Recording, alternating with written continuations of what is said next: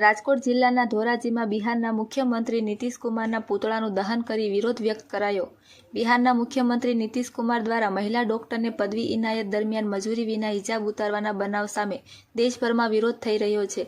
આ મુદ્દે ધોરાજીમાં સામાજિક તથા રાજકીય આગેવાનો દ્વારા નીતિશ કુમારના પુતળાનું દહન કરી ઉગ્ર વિરોધ વ્યક્ત કરાયો હતો।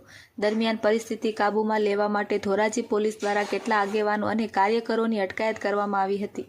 રિપોર્ટર નયનભાઈ રાવરાણી।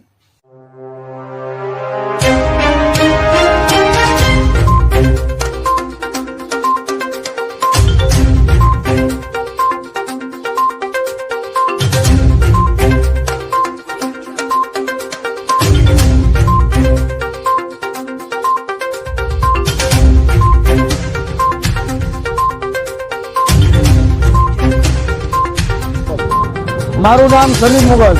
આજ રોજ ધોરાજી શહેરના વિવિધ સામાજિક અને રાજકીય કાર્યકરો દ્વારા બિહારના મુખ્યમંત્રી શ્રી નીતિશ કુમારનું પુતળાનું દહન કરવામાં આવ્યું હતું।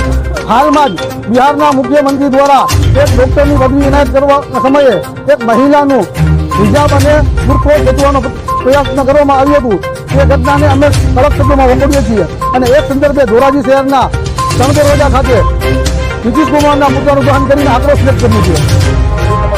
અમારી માંગણી એવી છે કે નીતિશ કુમાર દ્વારા માફી માંગવામાં આવે અને પોતાના મુખ્યમંત્રી તરીકેના પદ ઉપરથી રાજીનામું આપવામાં આવે।